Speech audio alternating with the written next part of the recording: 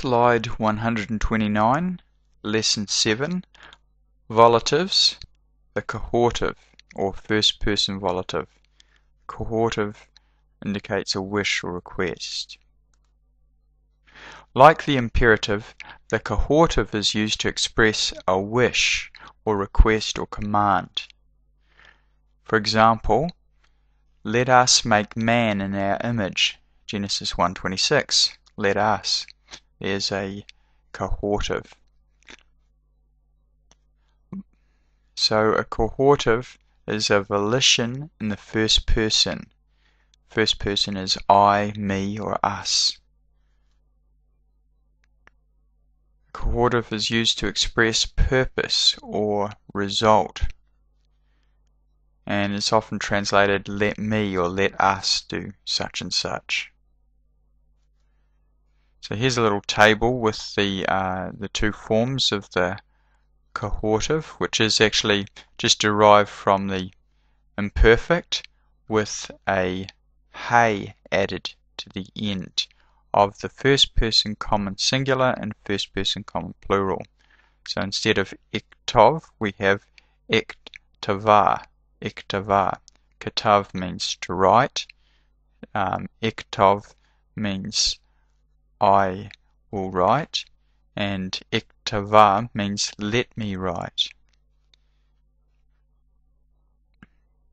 And niktov means we will write. Niktava, the cohortive version, means let us write. Let us write. That's the first person common plural.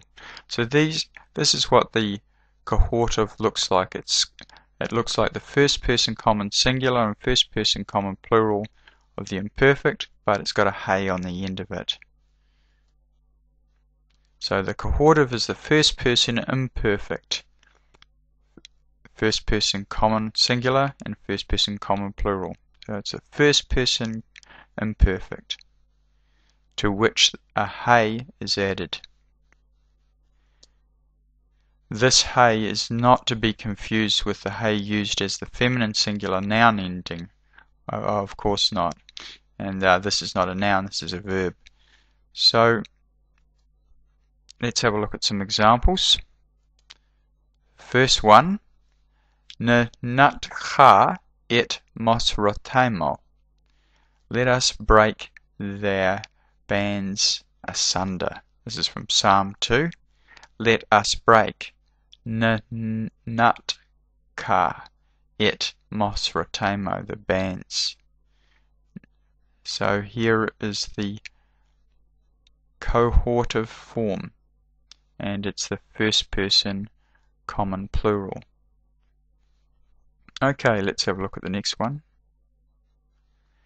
Nikrata berit ani va'ata. Let us cut. Karat means cut or make. Cut a deal, make a deal. Nikrata berit ani va'ata. Let us make a covenant, or let us cut a covenant, I and you. Let us make a covenant, I and thou. So the word make, translated make, is literally cut, from the word karat.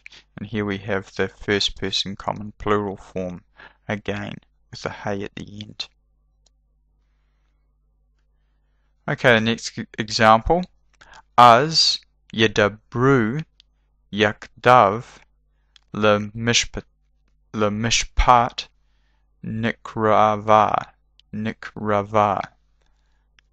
Then yedabru yakdav, they will speak together, le mishpat nikrava, a judgment, let us draw near. So it's been translated, let us come near together for judgment. So the cohortive, which is actually at the end of the verse in Hebrew, is at the beginning of the verse in English. So let us come near nikrava. And that is a first person common plural again. Let's have a look at the next one. Va'ikrata lechem berit olam. And I have, this is, if we didn't have the hey there, that would be I will cut or I will make. With the vav, it means and I have made. And because it's a cohortive, it's got the hey there, it's translated, and I will make an everlasting covenant with you.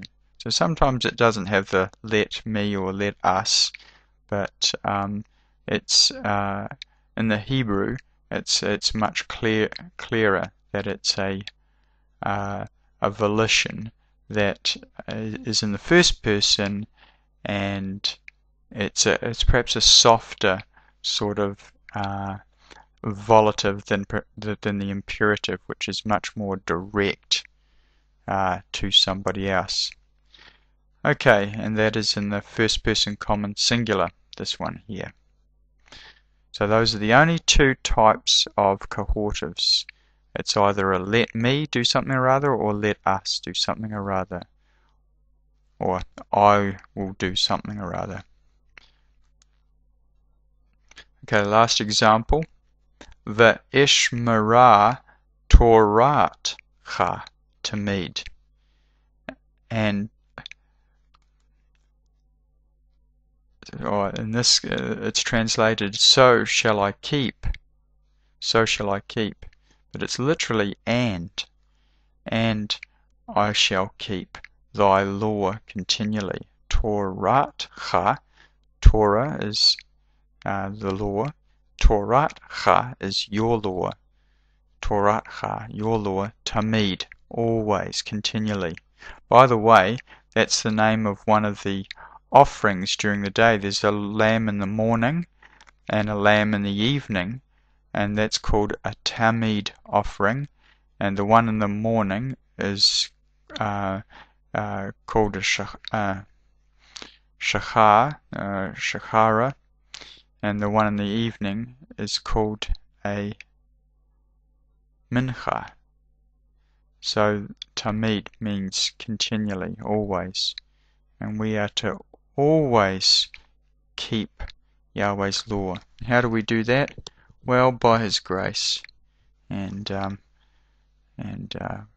by taking heed according to His word. So that's another first person common singular. Again, the cohortive only appears in these two types with the hey at the end. So it's a first person common singular or the first person common plural. Slide 130, Lesson 7, Volitives, the Jussive. The Jussive is used to express a strong wish or mild command. For example, let Reuben live and not die.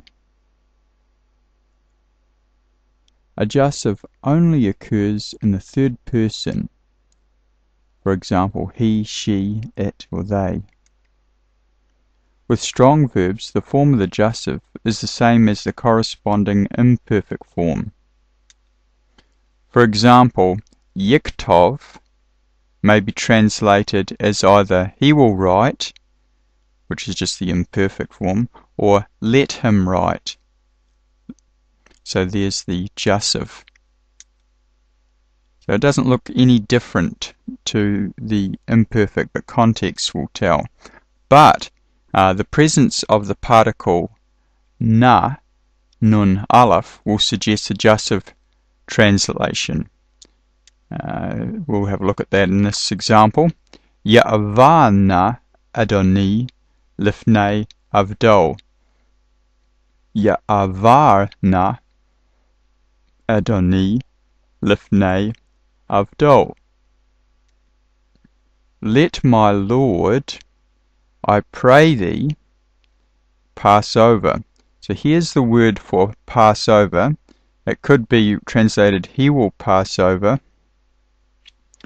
but because it has a na at the end, which is translated here, I pray thee, it's really a request when you have the na at the end. It's kind of like saying pretty please.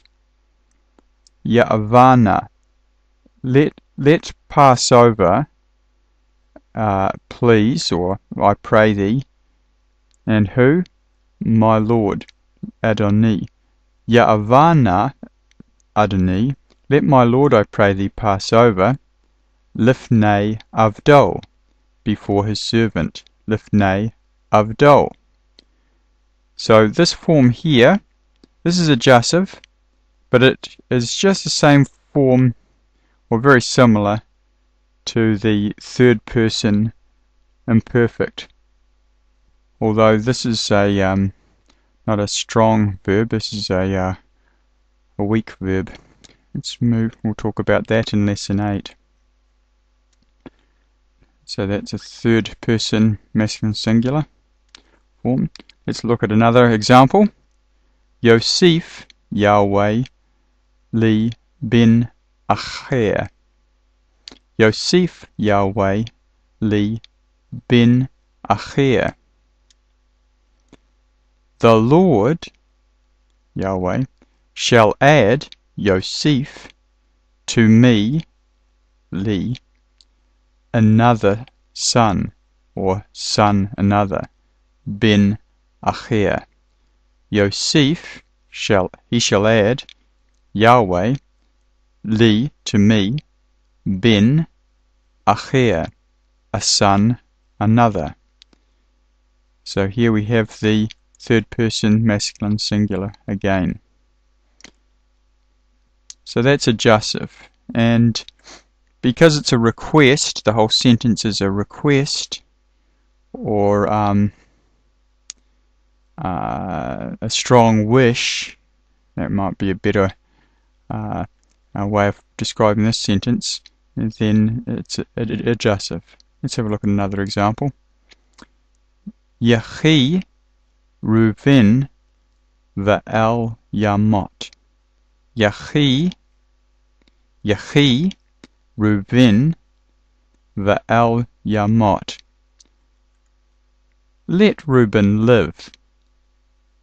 Yehi, let live. Yehi, and not die. Va'el Yamot. Let Reuben live. Yehi Reuben, and not die. Va'el Yamot. It's the third person masculine singular.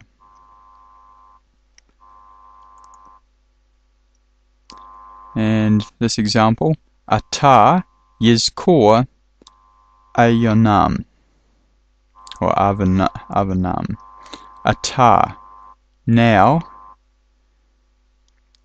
he will remember, Yizkor Avanam, their iniquity. And that's again third person masculine singular. One more example, Yehi-or. Yehi-or. It's straight from Genesis. Let there be light. Yehi-or. Let there be light. So this could very well just say be light, but just the way it's written, it's translated let there be light. It's a kind of a strong wish, or mild command. Let there be light. 3ms, third person masculine singular. So that's how it appears. It's always a 3ms form, and sometimes it has the nun aleph, which just means I pray thee, or please, or pretty please.